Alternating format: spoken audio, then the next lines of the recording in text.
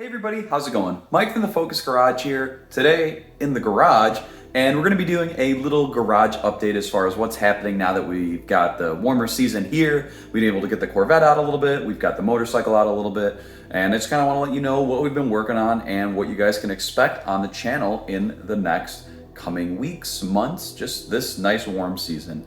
Being that we live in the Chicagoland suburbs, it is always exciting once you get to see some 60, 70, even 80 degree days recently here, where you can get outside, experience that nice weather, get the fun toys out, and really go out there and cruise. So we'll hop right into this here, and we will start off with the Corvette. So as you can see, we've got the C6 Grand Sport behind me here, and if you've been following along with us throughout the winter, you can see that we've done some mods to this car.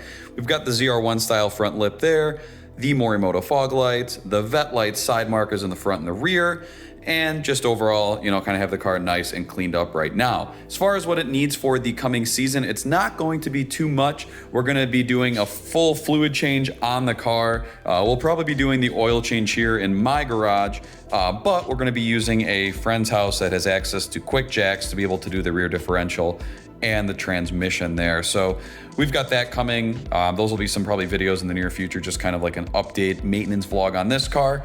And we are gonna be doing some trips and events with the car this year. So I'll probably go back to the drag strip again, not with these wheels and tires. I have access to a drag pack that I'll be running in the rear. So I wanna see what I can run with this car, not on the Michelin Pilot Super Sports there, but on something stickier that'll hook. Probably rest in peace to my clutch, but it's still something I want to try, so we'll go ahead and we'll do that. And then I also want to do at least one track day on the car this year.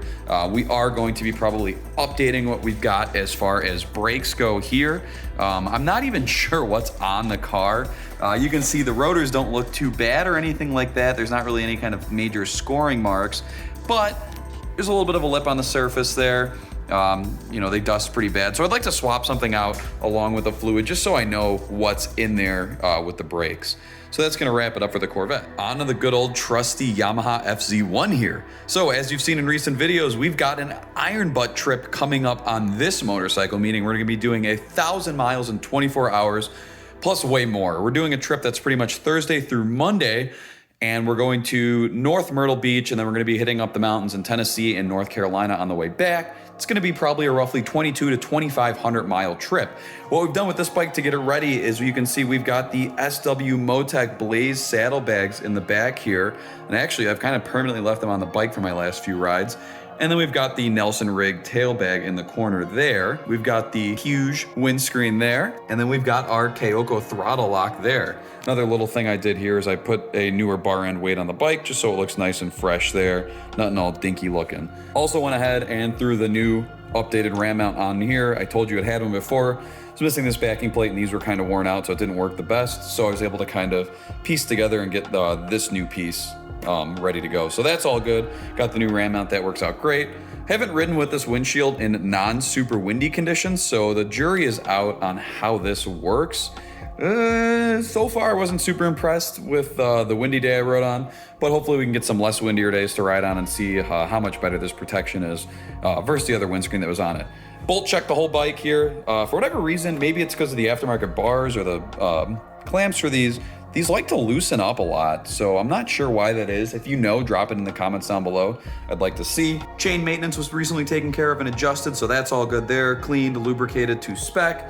Oil change was done on the bike. Gave it a pretty decent clean and wash up, and she's ready to ride. I'll probably be going on a nice little trial ride tomorrow, putting some miles on this thing. So that'll be fun. Maybe we'll bust out the camera and the mic and do a little bit of a moto vlog for that. Maybe not, depends how many miles we get and if we go anywhere that's exciting to look at. So that's gonna wrap up this bike. Main thing to take away from that is we've got a trip coming up in a little bit over a month, and it's gonna be about 2,500 miles. And now we've got the S3, which is looking absolutely filthy. I've been driving this car a lot and it's been raining here recently. And it's funny because I'm in the garage, we've got some decent lights here, and I wanted to use this as an opportunity to show off the color of the wheels, but they're pretty much black and gray right now. So you can see probably pretty much none of that bronze metallic color in them at all. I guess for the camera, we'll go ahead and give you guys a little touch there just so you can see how filthy they are. But I've been loving the Michelin Pilot Sport 4S tires here. Great grip. Not that this car struggled for grip at all before, but it's very, very impressive now with these tires. Brings the car to life a lot more than those heinous wheels that I was running on the car when I first picked it up. I have hand washed it. Like I said, I was pretty impressed by how this car turned out, but something that I really loved was how nice the interior looks now. Recently, I was able to detail the interior of this car very, very nice, and I think these seats just turned out absolutely fantastic. I'm using Adam's leather cleaner and leather conditioner. It's a spray for the cleaner, and then it's a liquid for the conditioner. And I love it because it doesn't leave everything super glossy looking. It cleans it, leaves a nice smell, and fills in any of the kind of wear marks, makes them nice and supple again. But it doesn't leave everything super greasy looking. And I don't know if I've really given you guys any kind of clean shots of the interior of this car here. Here's kind of just what you've got. You can see now that it's dark in the garage. The cup holders are lighting up there. You've got the door lights lighting up in the speaker grills there, which I love. And just a lot of nice little touches. The full LED interior in this car. It's a great place to be. I don't know why people knock these for feeling cheap in comparison to a Golf. I think it's a more premium place to be in the interior. That's just my opinion. Again, I feel like the seats add a lot to that. If you've got kind of the more base seats in the car, I'm not sure. So here's what kind of the front seats look like there. And then we've also got the back seats looking all nice and cleaned up here. Same thing, same process, same products with that.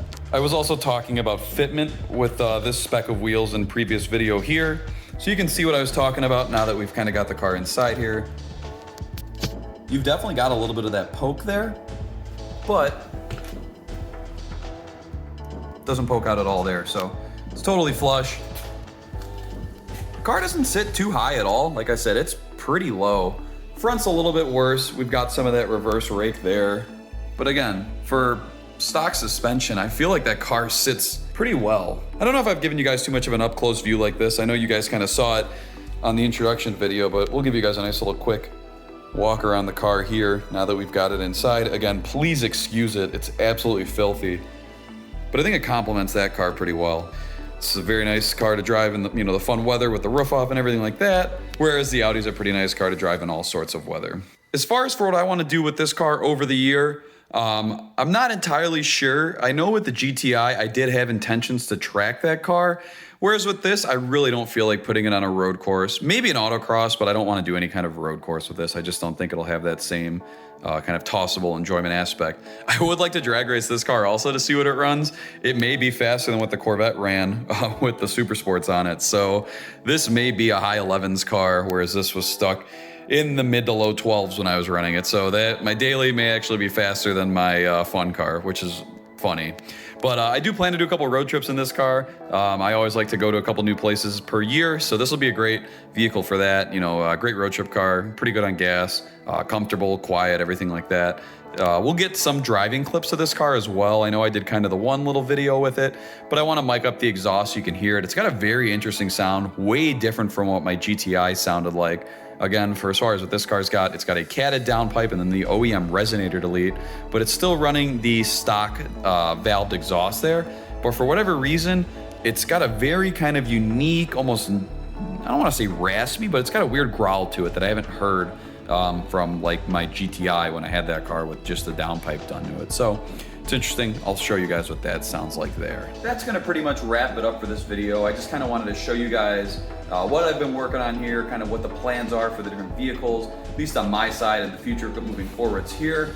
Ander's been working on some content as well. Can't wait to get that out to you guys, so be on the lookout for that. He'll be dropping some videos on the channel here soon showing what he's been working on. And yes, like I've said in other videos, he is coming on that Iron Butt motorcycle trip with us. So expect some footage from both of us on that trip as we travel across the country in 24 hours from Chicagoland suburbs all the way to the Atlantic Ocean. I'm super excited to give that a try there.